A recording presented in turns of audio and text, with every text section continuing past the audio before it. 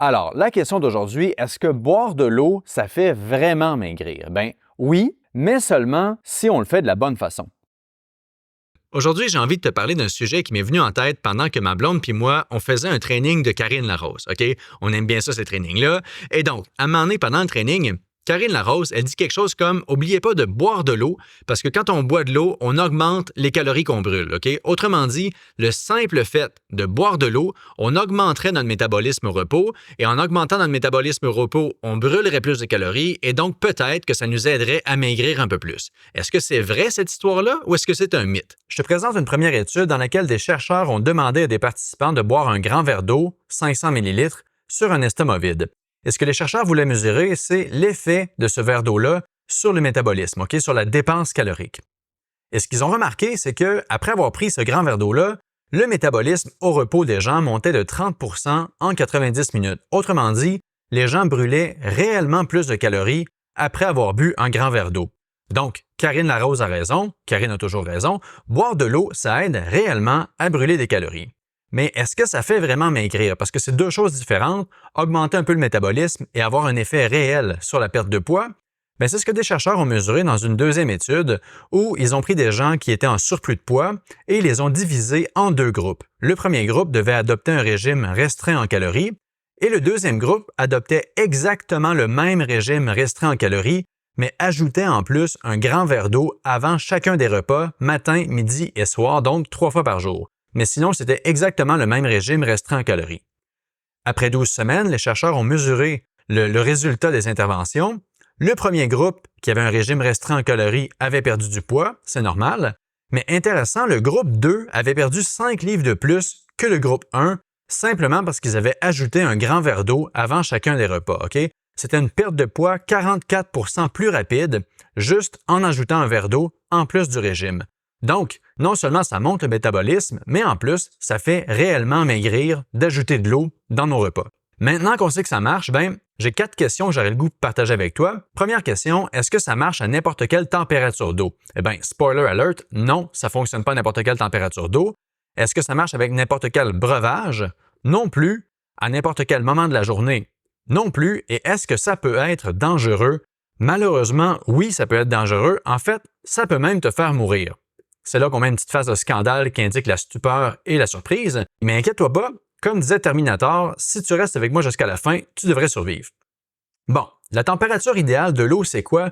C'est vraiment l'eau froide qui fonctionne le mieux. Pourquoi l'eau froide fonctionne mieux? Parce que ton corps est à 37 degrés Celsius, OK? Et l'eau du frigo, par exemple, est à 4 degrés Celsius. Eh bien, qu'est-ce que tu penses qui arrive si tu mets de l'eau qui est à 4 degrés Celsius dans ton estomac qui est à 37 degrés Celsius? Eh bien, pas tellement surprenant, ton estomac va devenir très froid, OK? Et ton corps, il aime pas ça, il a pitié de lui, il va vouloir le réchauffer le plus rapidement possible. Et pour le réchauffer, qu'est-ce qu'il fait? Il va sécréter une hormone qui s'appelle la noradrénaline. Ce que ça va faire, la noradrénaline, c'est que ça va permettre à ton corps de contracter les petits vaisseaux sanguins superficiels, par exemple les vaisseaux qui sont à la surface de ta peau ou aux mains ou aux pieds. OK, les vaisseaux sanguins qui ne sont pas prioritaires vont se contracter pour libérer plus de sang qui va aller vers ton estomac pour réchauffer ton estomac. Mais ce qui est intéressant, c'est que la noradrénaline a un deuxième effet. En plus d'augmenter la température de ton estomac, ça va aussi avoir un effet sur le métabolisme. Ça va monter ton métabolisme et augmenter ta dépense calorique. Donc, plus l'eau est froide, plus ton corps va vouloir réchauffer ton estomac. Et plus ton corps veut réchauffer ton estomac, plus il va sécréter de noradrénaline. Et plus il sécrète de noradrénaline, plus ton métabolisme va monter, plus les calories dépensées vont augmenter. Alors qu'à l'inverse, si l'eau est tiède ou chaude, eh bien là, pas besoin de réchauffer l'estomac, on prend ça bien relax. Et si on prend ça relax, pas de noradrénaline, pas de dépenses caloriques supplémentaires. Donc, pour perdre du poids, c'est vraiment l'eau froide ou l'eau fraîche qui l'emporte sur l'eau chaude ou sur l'eau tiède parce que ça monte la noradrénaline et ça monte le métabolisme. Maintenant, est-ce que ça marche avec n'importe quel breuvage froid? Eh bien non, c'est vraiment l'eau qui fonctionne le mieux. Pourquoi? D'abord, il faut écarter tous les breuvages qui contiennent des calories parce que dès qu'on ajoute des calories dans un breuvage, ça va dépasser de loin les calories que tu brûles grâce à l'eau. OK? Donc, on élimine ça. Ensuite, on élimine aussi tous les breuvages entre guillemets 0 calories ou sans sucre mais qui goûtent quand même sucrés parce qu'ils ont des édulcorants artificiels ou naturels dedans. OK? Les édulcorants, l'artificiel, tu connais ça, acésulfame potassium, sucralose, aspartame, mais même les édulcorants naturels comme la fameuse stevia ou tous les polyalcools comme le sorbitol, mannitol, xylitol, érythritol, tout ce qui finit en ol, autrement dit, ça c'est des naturels, mais naturels ou artificiels, on élimine les édulcorants. Pourquoi?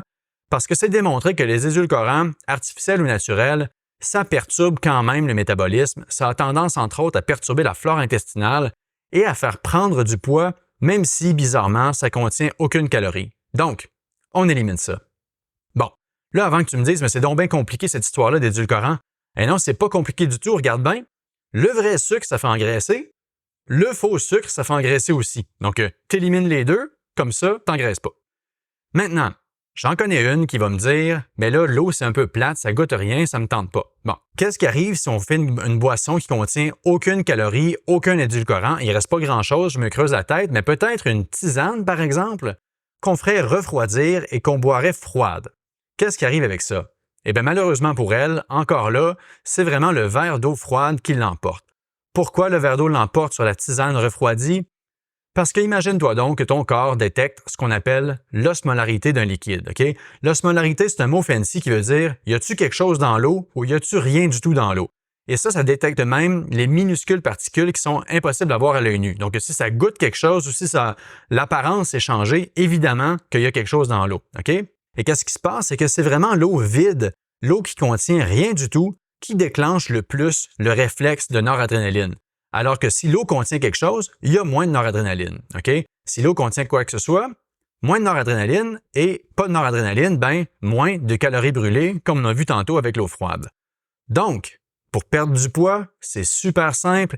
La boisson idéale, c'est vraiment l'eau froide et l'eau qui contient rien du tout. Ça l'emporte sur toutes les autres boissons possibles. Maintenant, est-ce qu'il y a un moment idéal pour faire ça? Eh bien oui, tu l'as vu au début. Le moment idéal, c'est d'utiliser l'eau comme un apéro, si tu veux, le matin, le midi, le soir, avant tes repas. Pourquoi avant chaque repas? Parce que si tu bois l'eau, disons, 30 minutes ou 20 minutes avant le repas, tu montes ton métabolisme juste avant de manger des nouvelles calories.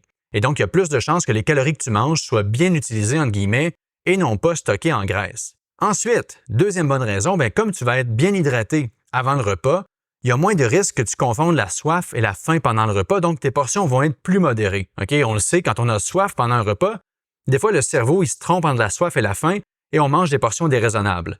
En étant bien hydraté, tu évites ce risque-là. Mais surtout, la raison la plus importante, c'est parce que ça a été démontré dans une étude, quand les gens buvaient un grand verre d'eau avant le repas, quand ils adoptaient un régime faible en calories, ils perdaient du poids 44% plus vite, donc 5 livres de plus en 3 mois, pour exactement le même régime. Donc, pourquoi pas? Si tu fais déjà attention, puis que je te dis qu'en ajoutant un grand verre d'eau avant le repas, tu vas perdre quelques livres de plus, c'est assez simple comme intervention, puis c'est un certain bénéfice. Donc, pourquoi pas?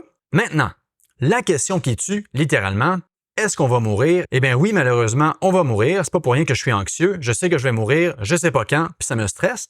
Mais est-ce qu'on peut mourir de ça? Eh bien peut-être. Ça dépend vraiment comment tu le fais. Phase de stupéfaction encore ici. D'où l'importance de le faire avec modération. OK? Là, un avertissement avant qu'on commence cette section-là. Si tu as n'importe quelle condition de santé, évidemment, cardiaque, rénale, hypertension, peu importe, tu demandes d'abord à ton médecin avant de faire quoi que ce soit dont je te parle ici. Parce que, crois-le ou non, il y a des conditions de santé qui vont être affectées par la consommation d'eau. Donc, parle-en à ton médecin. Je suis pas médecin et je te connais pas personnellement. Donc, c'est vraiment ton médecin qui va gérer ta condition de santé. Maintenant, même si tu es en parfaite santé, OK, et que tu te dis hey, on peut perdre 5 livres en 3 mois juste en ajoutant un peu d'eau avant le repas. J'ai une idée géniale, je vais boire beaucoup plus d'eau et donc je vais perdre beaucoup plus de poids. Eh bien là, ça se peut que même si tu es en parfaite santé, tu aies un risque réel de mourir ou de nuire à ta santé sérieusement. OK? Pourquoi? Parce que l'eau, ça répond à ce qu'on appelle en science une courbe en U inversée. OK? Regarde bien comment ça se comporte, une courbe en U inversée. Si tu bois aucun liquide, tu meurs. Si tu bois une quantité parfaite d'eau, tu as un résultat idéal, c'est-à-dire que ça t'aide à maigrir. Mais si tu es très ambitieux, très gourmand, et tout d'un coup tu te mets à boire beaucoup trop de liquide, beaucoup trop vite, mais tu meurs aussi, comme au début, mais cette fois-là, tu vas mourir d'hyponatrémie, de manque de sodium, plutôt que de déshydratation comme au début, OK?